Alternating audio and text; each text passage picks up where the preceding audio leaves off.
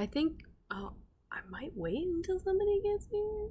No, I'll just start jabbering. So, hello everybody. I might do this more in the future. I really wanted to get that stream achievement to get 12 unique days, but also I'm gonna have to stream from my computadora tomorrow for like an hour, or probably many hours, and it did crash after 12 minutes. So I'm gonna try and like clear my computer as much as possible so that I can not have it crash tomorrow. Um, I don't know why it's saying the Worms Apocalypse is upon us from Stream Elements. I don't know why it's saying that. I really wish that Stream Elements would be correct because that's not. Oh shit! I forgot to save. God damn. There we go. Fucking. Maybe. How can I delete this? I gotta delete this shit. Um. I'm West Stream Elements. Why are you doing this to me? Oh, stop. Get it. Close this tab. How do I close this tab? No. No. Close the tab, Stream Elements. Get larger. You ever just make the window big? Yo! Oh my god, hi. Hi homies. Um yeah, I'm just streaming a little bit so that we can make sure that everything goes smoothly tomorrow. I just really want to make sure my computer doesn't crash again because it did last time. I'm hoping that that was just because of the battery. Is the audio okay? Is the audio levels too loud? Because I feel like it might be too loud. Howdy, howdy, howdy, howdy.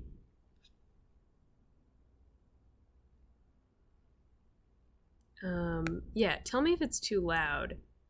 I'm trying to be like normal volume. I'm speaking in my normal speaking volume. But oh, let me actually make sure I cannot. Oh shit, I must be buffering. Okay, yeah, like the speed looks kind of slow. More on the quiet side. Fuck. I mean, maybe I'm just like okay, no. That's okay. I like it tells me whenever I'm like not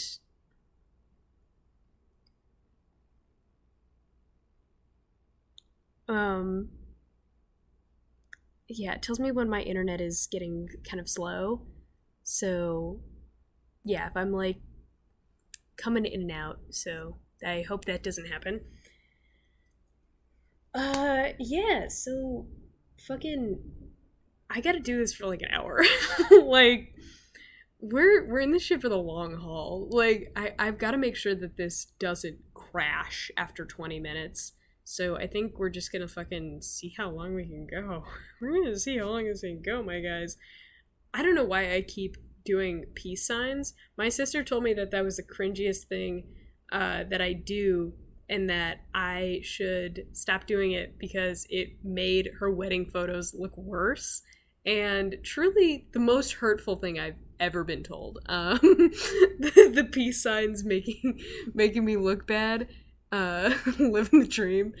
Um, well, I think I was gonna get a storybook and just read for a little bit, because I need to do some reading. Tbh, if I just leave the room, I'm gonna have to leave the room to do that. I can't unplug my laptop. I mean, like she's got to stay plugged in for this.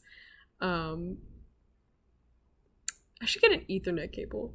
Might call out of work tomorrow to make a decision. I can't. Thank you.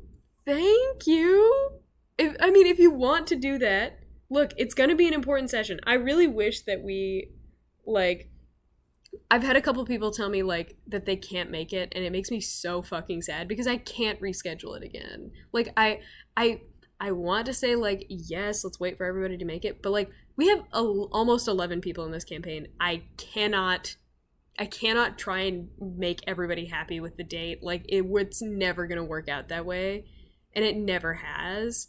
So I'm not like I feel really bad when like a couple people can't make it. So if you can make it, I would be really happy to see you there. Especially because we're gonna get to see Adra in her cool badass bitch angel form. Like, I think that that sounds like a very fun time to me. Um, Fuck, I was gonna try and like play something, but then I was like, shit, that's probably gonna be copyrighted. Yeah, um, understandable, honestly. Oh, um, yes. So let's just like also I'm doing some like administrative bullshit. Let's go. God, I wish I knew what you were responding to because the fucking comments are kind of delayed. I got I fuck. I should ask Robin about that actually because I feel like they told me something once about how to not make your stream delayed, to how to make it good and stuff. But I don't remember what the advice was. So yeah. What should I talk about? What the fuck should I? What performance am I gonna perform right now for the next couple minutes just to make sure that I physically can? um.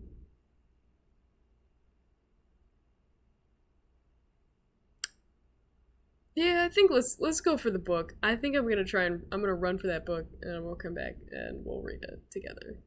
Just the three of us. Or you guys. You're my fucking friends, so you can ask me whatever the fuck you want. I'll answer it on stream. But yeah, if I played a video game I'd stream it, but I don't play a video game. Not a single one. So you're getting this. And I also don't draw on my computer, so I can't really stream it from there because I don't know how to do it from my tablet. So I'm a talentless hack, if you didn't already fucking guess. I'm gonna go get that book. I'll be right back.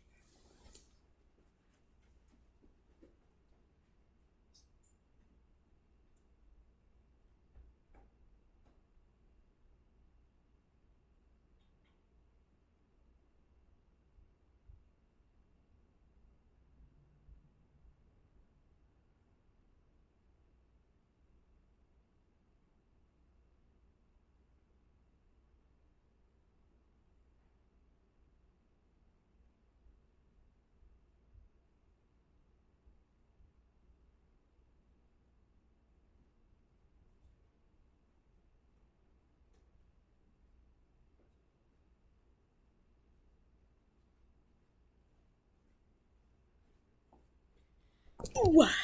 So I don't know if anybody just fully left the chat. That'd be very funny. Um, so I'm just gonna read you a little storybook right now, and we're just gonna have a good old time with it, you know. Oh yeah, let's go for the book.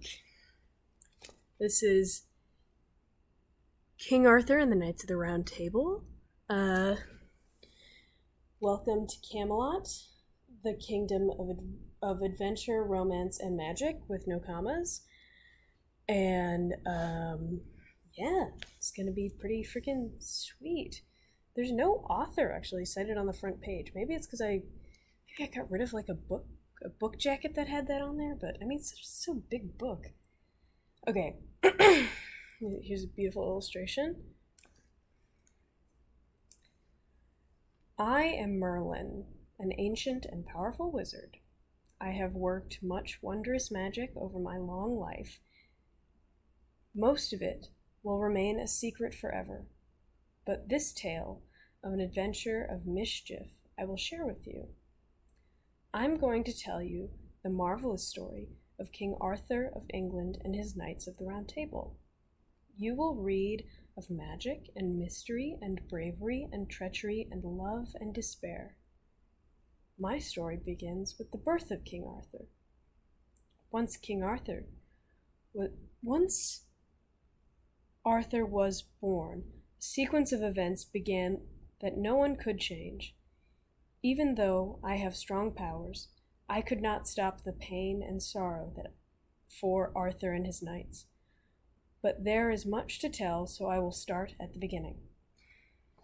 And then there's a beautiful little fold out illustration of all of the characters and shit in here.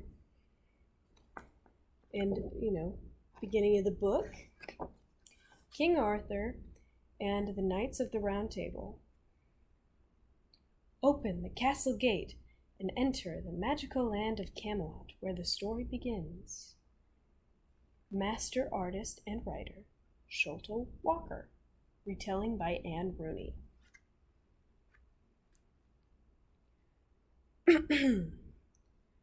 When my story begins, England was ruled by a ruthless, warlike king called Uther Pendragon. I so love Igraine, he roared the mighty Uther. But she was married to my deadly enemy, the Duke of Cornwall. When the Duke of Cornwall heard that Uther was in love with his wife, he knew that the king would try to steal her away from him, so the Duke sent Igraine to his strongest castle, Tintagel. You will be safe here, my love, he assured her. No one can come near you. I will fight against King Uther to protect your honor.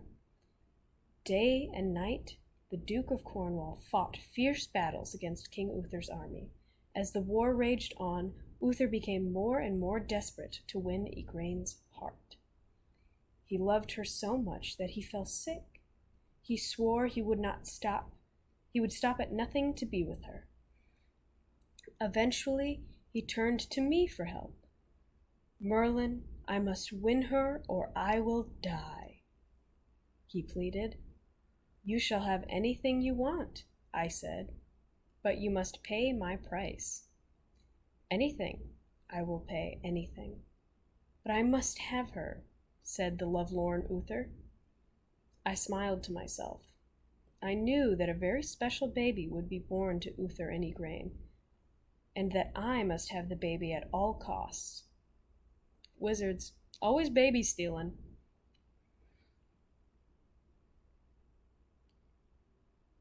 Very well, I agreed. You will have your time with Igraine. Later she will have a baby boy. When he is born, you must give him to me. King Uther was so mad with love that he agreed. So when the powerful and dark magic, I transformed King Uther into the perfect likeness of the Duke of Cornwall. That very night he rode to the Tintagel castle. He passed by the guards easily, and Igraine welcomed him in as her husband. This is what's called rape by impersonation. Even as King Uther crept into Igraine's room, the real Duke of Cornwall was slaughtered on the battlefield, and he never saw his wife again. When Igraine learned of the death of her husband, she was beside herself with grief and fear. I have been tricked. A man who looked like my husband was an impostor, but who was he? She sobbed. King Uther loved Igraine as much as ever and wanted to marry her, and eventually she agreed. King Uther confessed that he had tricked her with magic, but because of his great love for her, Igraine forgave him, and soon she had a baby and named him Arthur. Remember your promise, I said. You must give me the boy. This is very Welsh. This is very English. Very, very steel baby. Very Rumpelstiltskin.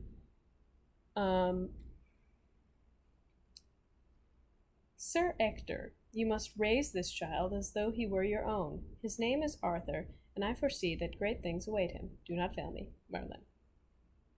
Igraine wept bitter tears and pleaded to her son to keep her son, but King Uther kept his promise and gave me the baby. I took Arthur to a trusty knight called Sir Ector. You will raise this child as if he were your own, I told Sir Ector. You must not fail, for the future of England depends on it. Sir Ector had a son of his own called Kay. Sir Ector promised to treat the two boys equally. Arthur was a deal to Sir Ector as Kay, so the boys grew up as brothers. Arthur was a dear to Sir Ector as Kay, so the two boys grew up as brothers. When Arthur was still young, his real father, King Uther, fell ill, and on his deathbed Uther declared that Arthur would be king after him. But no one knew where Arthur was, except for me, as I knew what would happen after King Uther's death. The nobles fought bloody battles to take over the kingdom. Only Arthur could stop the bloodshed. But it was not yet time for me to announce Arthur was the next king of England. For the moment, the future king was my secret. I don't know why people stop talking in the chat. Maybe my bot is fritzing out, but like, it says my internet's good.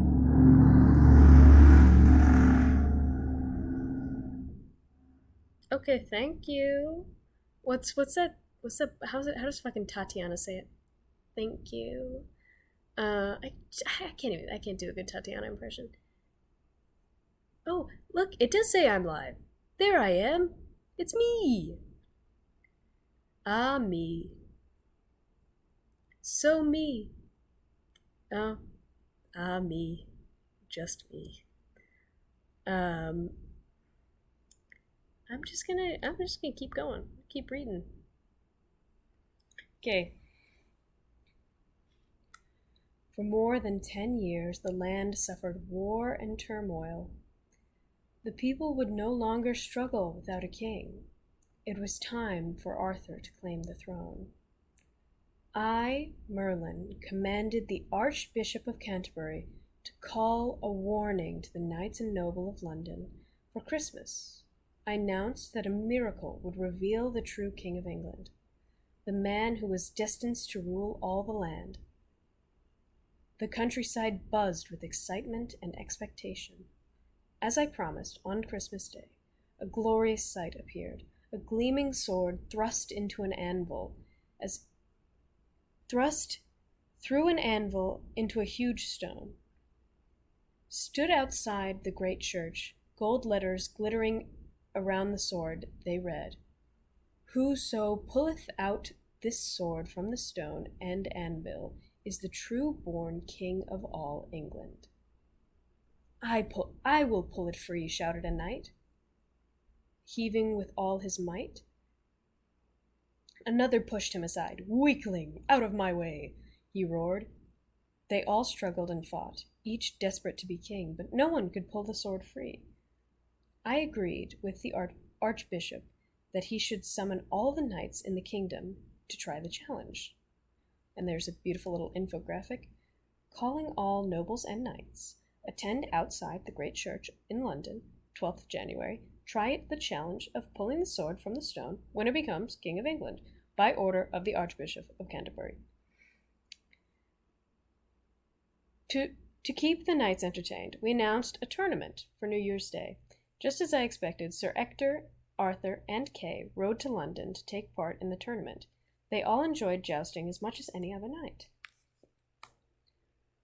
On the day of the tournament, Kay realized he had left his sword behind. "I'll get it," Arthur offered. But when Arthur reached their lodging, it was locked.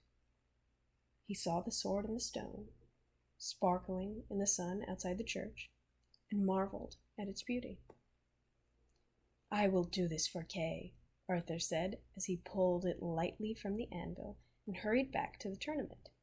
As Kay recognized the sword immediately, said, "Look, father, I have the enchanted sword. It means I am the rightful King of England." "Swear on the Bible you took it yourself," he boomed. Kay frowned and admitted that Arthur had given it to him. Sir Ector's heart pounded. What if Arthur was the rightful king? He had to be sure. He took Arthur and Kay back to the churchyard. He said, "Replace the sword," he ordered Arthur. "Now, draw it out again." Arthur slid it out easily. "You are the true-born King of England," Sir Ector said, and then he knelt before Arthur. "I am not your real father. I never dreamt you were of such high birth." The Archbishop called all of the knights to try and pull the sword from the stone, but none could. Only Arthur slipped it in and out as easily as if he were drawing it from a scabbard. It was clear that Arthur should be declared king. But the nobles were furious. "We won't be ruled by a child," they fumed. But Arthur knew there were battles ahead. However, he was not afraid. Only I knew how much he would suffer. The other kings of nearby lands cheesed Arthur because he was so young. One king even challenged Arthur to cut off his beard. And Arthur makes this quaint little post-it note. "I am making a fine warm cloak of beards. There is one small place left for your wispy little beard. I have already had the beards of 11 other defeated kings stitched together. Cut off your own beard. Now, King Royns."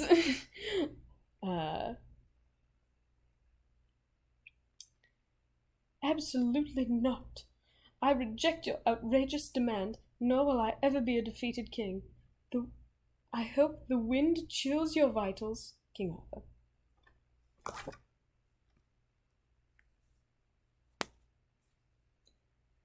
The young King Arthur set up his court at Camelot, but his knights were always in danger of being jealous from his jealous enemies. The enemy that caused Arthur's knights the most trouble was the quarrelsome King Pellinore. Arthur rode to challenge Pellinore and put an end to it. "Stop troubling my knights, or stand and fight," Arthur declared. Pellinore laughed at the king and raised his spear threateningly. "Let's see if you can make me stop," he sneered. They charged their horses and clashed together furiously. Breaking their spears on each other's armor, dismounting, they battled for an hour on foot, their swords running wet and red with blood. Then the precious sword Arthur had pulled from the stone and the anvil broke in two. "Yield!" cried Pellinore. "Never!" shouted Arthur. Standing tall, Pellinore raised his sword to strike off Arthur's head. I have no choice. I knew that only I, Merlin, and my special magic could save the king. I touched Pellinore on the brow, and he slumped to the ground. "How dare you?" demanded Arthur. "I must beat him fair and square." "You've killed him in a cowardly way." "He is not dead, my lord. I have only stunned him," I replied. Arthur was badly wounded and weak from loss of blood. "My magical sword from the stone is shattered," he said. "You will have a new, finer sword soon enough," I told him. "But first we must heal your wounds." I helped Arthur onto his horse and took him to a hermit who I knew nearby. The hermit healed the king's wounds, and then we set out to return to Camelot.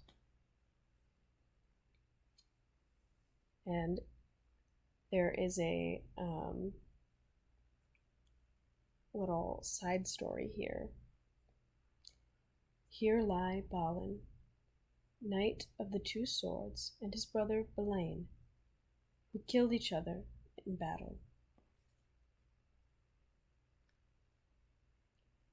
On our weary journey home, we passed a shimmering lake. From the middle of the lake rose an arm. The hand grasped a mighty sword in a scabbard glittering with dazzling jewels. Arthur gasped, "Look!" He pointed.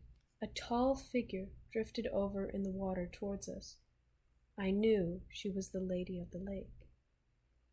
"May I have the sword?" Arthur asked the lady. "Yes, if you promise to gift me whatever I ask," the Lady of the Lake replied. There was more silence. Everything seemed to hold its breath. I knew what danger this could mean for Arthur, but there was nothing I could do. "I agree," Arthur called to the lady. Taking the boat moored at the shore, he rowed across the lake and took the sword from the raised hand. The arm slipped below the water. "Lord," I said, "this magical sword is named Excalibur, but you must treasure the scabbard better than the sword. for you will never shed any blood while you are carrying it. Once Arthur knew of the power of Excalibur, he wanted to go back and fight against Pellinore. No, I said to him, Pellinore will have a son, Percival, who will be a great knight, so we must let him live. Our work here is done now, and we will return to Camelot. And then here's the story of Arthur's promise to Balin. Long ago, a mysterious lady came to court wearing a heavy sword. Only Balin could pull the sword from its scabbard. He refused to return it to the lady, so she warned him, Now you will kill the person you love most with this sword. But Balin kept it all along with his own sword. Later, the Lady of the Lake, who gave Arthur Excalibur, arrived at court. You promised me whatever I wanted, she said to Arthur. I want the head of Balin. Never, replied Arthur. But Balin was full of hate because the lady had killed his mother. He sliced off her head. Balin left court in disgrace to fight abroad. And one dreadful day, he fought unrecognized against his own brother Balin. Balin killed Balin just as the Lady of the Lake had foretold, and then he died of his own wounds. There's some grammar in this book that I'm not vibing with, let's be honest. I'm getting some notifications. Okay. Time passed at Camelot, and soon Arthur was ready to take a wife. He had fallen madly in love with the beautiful Guinevere. Guinevere was the daughter of a reckless and wild king, Logrin, who ruled the mountainous kingdom of Camelland. She isn't a wise choice, I warned Arthur. She will deceive you with one of your knights and bring shame and despair to your court. But Merlin, she has stolen my heart, Arthur had said. I cannot say what horrors await you if you marry Guinevere. Although she loves you now, she will only bring you misery and suffering, I insisted. But Arthur would not change his mind, so the wedding was arranged. Guinevere arrived at Arthur's court in much splendor, escorted by her ladies-in-waiting. She looked radiant, and Arthur was delighted. I gotta go.